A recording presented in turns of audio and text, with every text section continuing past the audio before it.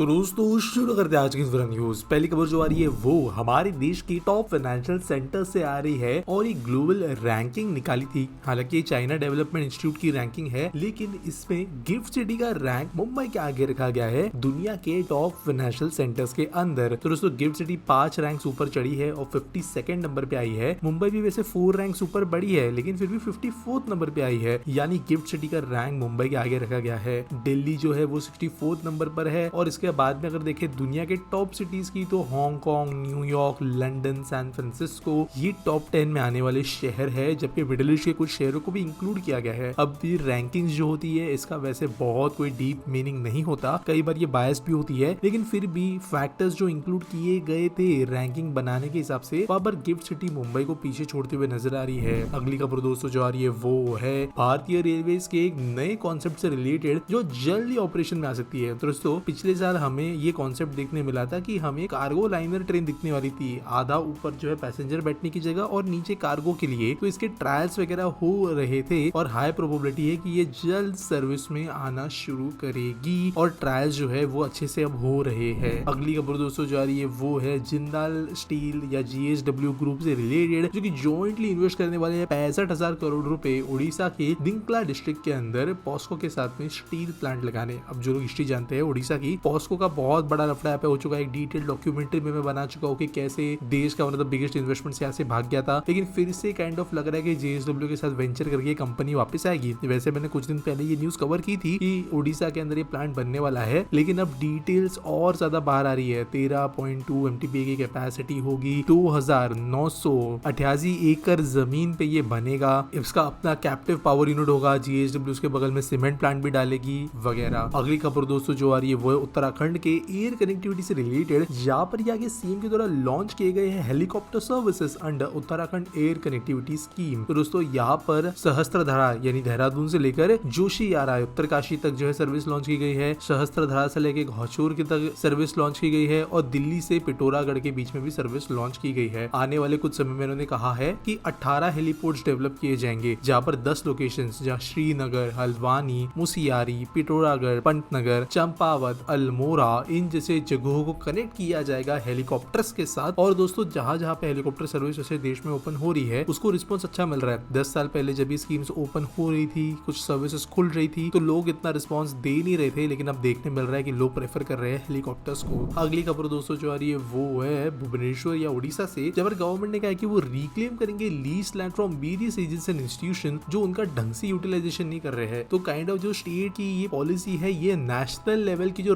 Land development policy है, land monetization policy उसका repeat है। तो आपको मैं बता देता हूँ, देश में कई कंपनीज है, कई इंस्टीट्यूशंस होते हैं, कई सारे स्टेट बॉडीज होती है, इनके पास में हजारों एकड़ जमीन गवर्नमेंट अलॉट करके रखती है। कई बार ये एजुकेशन इंस्टीट्यूट्स, कई बार जो है ये फैक्ट्रीज वगैरह के लिए अलॉटेड होती है, वाटर रिसोर्स के लिए अलॉटेड होती है, लेकिन कई दशकों से इन जमीनों का कुछ होता ही नहीं है और ये जमीन बस अटके पड़ी रहती है। इनफैक्ट कुछ गवर्नमेंट कंपनीज ऐसी भी है जो कि स्टॉक मार्केट में लिस्टेड है और इनके जो टोटल एसेट साइज है उसके आधे से ज्यादा जो है इनके पास में पड़ी हुई जमीनों से आता है, जबकि इनका प्रोडक्शन वगैरह किसी भी चीज का इतना नहीं है। तो सिमिलरली यहाँ पर ओडिशा ने कहा है कि वो आइडेंटिफाई करेंगे ऐसी जमीनों को जो एजेंसी से पड़े लेकिन यूटिलाइजेशन हो नहीं रहा है और फिर उसको यूज करेंगे गवर्नमेंट डेवलपमेंट प्रोजेक्ट को बनाने के लिए। मेनली यहाँ पर प्रधानमंत्री आवास योजना और वसुंधरा योजना के अंतर्गत घर बनाने का काम होगा, जो ऐसे लोगों के लिए जिनके पास में घर नहीं है। यहाँ पर जो लैंड इशुएंस होता है पट्टों के अंदर अलग अलग रेवेन्यू ऑफिस के द्वारा, उस पर भी एक चेक रखा जाएगा और जो पेंडिंग म्यूटेशन केसेस है उनके ऊपर भी ध्यान रखा जाएगा। अगली खबर दोस्तों कलकत्ता से, जहाँ पर बंगाल में इंटीग्रेटेड स्मार्ट मीटरिंग सॉल्यूशन देने वाली कंपनी इस्क्रामेको जो है उन्होंने कहा कि वो इन्वेस्ट करेंगे 1000 करोड़ रुपीस। तो ये हार्डवेयर एंड सॉफ्टवेयर दोनों बनाने वाली कंपनी है। न्यू टाउन सिलिकॉन वैली के अंदर इन्होंने स्मार्ट मीटरिंग का काम किया है। यहाँ पर बंगाल के अंदर इनके पहले भी कुछ इन्वेस्टमेंट्स है और इस कंपनी ने 5 एकड़ का लैंड लिया है न्यू टाउन के पास, जहाँ पर वो कंस्ट्रक्ट कर रहे हैं 11 मंजिला 85,000 स्क्वायर फीट ईच फ्लोर का एक कॉम्प्लेक्स, जहाँ पर पहले 2 फ्लोर हार्डवेयर मैन्युफैक्चरिंग के लिए होंगे, मीटर वगैरह बनाने के लिए, और बाकी होंगे 9 फ्लोर जो है पर जो है सॉफ्टवेयर वगैरह का डेवलपमेंट का काम होगा। अगली खबर दोस्तों जो आ रही है वो फिर से बंगाल से, जब state urban development and municipal affairs ministry के द्वारा कहा गया है कि देश का पहला सोलर डोम इको पार्क में बनेगा न्यू टाउन में। तो बेसिकली एक गुंबदी इमारत ये है जिसके बाहर में बड़े बड़े सोलर पैनल्स लगाए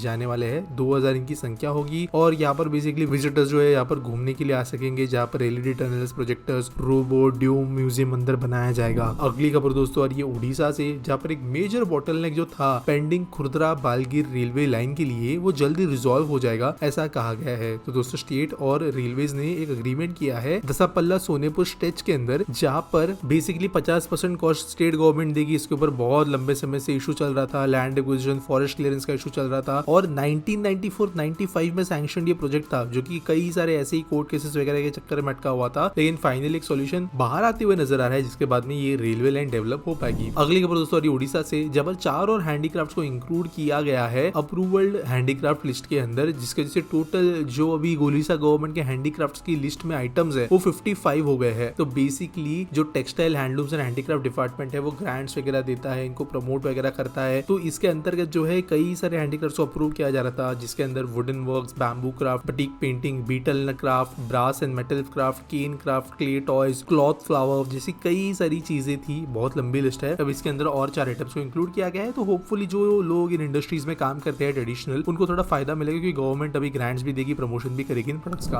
अगली खबर दोस्तों जो आ रही है वो है union finance and corporate minister Nitin Nirmala Sitharaman ji से रिलेटेड, जिन्होंने कहा है कि एमएसएमई इंडस्ट्रीज जो होती है उनको collateral free loans up to 100 crore rupees वो देने के हिसाब से एक न्यू क्रेडिट असेसमेंट मॉडल जो है वो बना रहे हैं पीएसयू बैंक्स के साथ में मिलकर। यानी कि बेसिकली देखा जाएगा कि कंपनी कितनी ट्रस्टवर्दी है, जैसे सिविल वगैरह होता है वैसे, और उनको 100 करोड़ कोलैटरल फ्री लोन दिया जा सकता है। ऑब्वियसली देखना पड़ेगा कि धोखाधड़ी ना हो, लेकिन ये अगर ओपन अप होता है तो जो ईमानदार कंपनीज है उनके लिए एक बहुत ज्यादा बड़ा बेनिफिट हो सकता है। 100 करोड़ रुपए किसी भी कंपनी के लिए उनके बिजनेस को मल्टीफोल्ड इंक्रीज करने के हिसाब से आने वाली एक अमाउंट है। तो यहाँ पर बड़े लेवल पे ये काम हो सकता है, जहाँ पर ग्रोथ का अपॉर्चुनिटी मिले एट द सेम टाइम, क्योंकि पीएसयू बैंक से होता है तो कई सारे रीजन्स में इसका फायदा हो सकेगा। अगली खबर दोस्तों जो आ रही है वो है स्पाइस जेट से रिलेटेड, जिन्होंने कहा है कि वो जल्द ही सी प्लेन सर्विसेज शुरू करेंगे 2025 में। वैसे 4 साल पहले इन्होंने शुरू की थी सी प्लेन सर्विस वगैरह, लेकिन यहाँ पर अभी जो है इन्होंने कहा है कि एक डेमोन्स्ट्रेशन उन्होंने कंप्लीट किया है, जो कि प्रकाशम बराज जो विजयवाड़ा आंध्र प्रदेश के पास में है,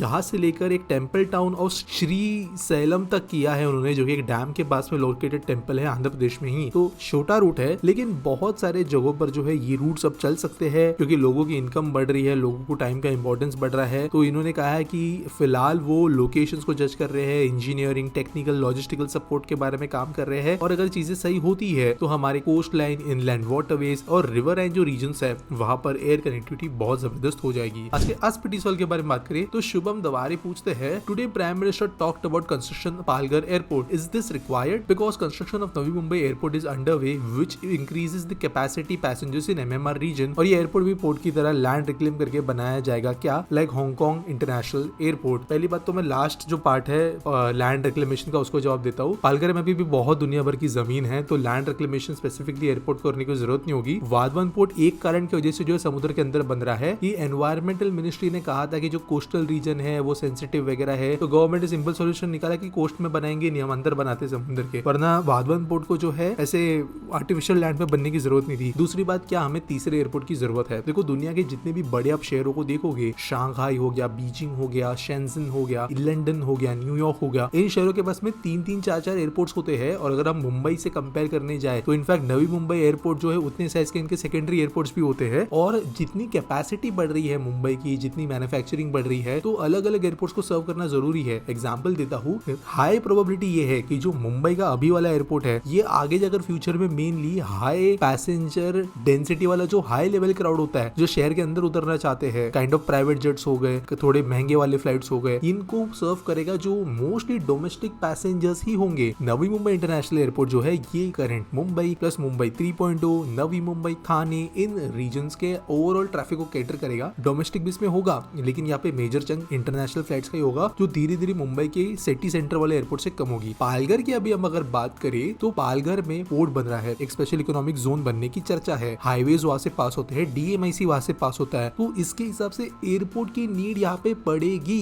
चाहे वो लॉजिस्टिक्स के हिसाब से हो, इंडस्ट्री के हिसाब से हो, या ऑफिस वगैरह के लोगों के हिसाब से हो, क्योंकि ये रीजन बहुत ज्यादा डेवलप होने वाला है। लोग नहीं समझ पा रहे हैं कि जो पालघर का रीजन है वहाँ पर DFC, Delhi Mumbai expressway, Vadhavan port, special economic zone, DMIC का एक हिस्सा, इसके अलावा रेलवे लाइन का क्वाड्रुपल होना, वानगांव से लेकर त्रिंबकेश्वर नासिक जाने वाली एक रेल लाइन, बुलेट ट्रेन, इतने प्रोजेक्ट्स बन रहे हैं। ये आगे जाकर एक बहुत बड़ी मेगा सिटी बनने वाली है 25-30 सालों में, तो इसके हिसाब से एयरपोर्ट की जरूरत इसको पड़ने ही वाली है। 100-150 किलोमीटर कोई नहीं आएगा एयरपोर्ट के लिए नवी मुंबई में उस टाइम पे, और भारत ऑब्वियसली तब तक ज्यादा अर्बन भी बन चुका होगा, तो ऑब्वियसली जरूरत है। इसका मतलब ये नहीं कि 2 साल में एयरपोर्ट बन जाएगा, अब बोल रहे तो 7-8 साल 10 साल बाद बनना शुरू हो सकता है। उम्मीद करता हूँ आपको सवाल का जवाब मिल गया होगा। आपके पास कोई सवाल है आप कमेंट सेक्शन में मुझे पूछ सकते हो। बाकी कोई न्यूज सबमिट करनी है तो उसके लिए भी डिस्क्रिप्शन में आपको लिंक मिल जाएगी, और मिलेंगे अगले वीडियो में।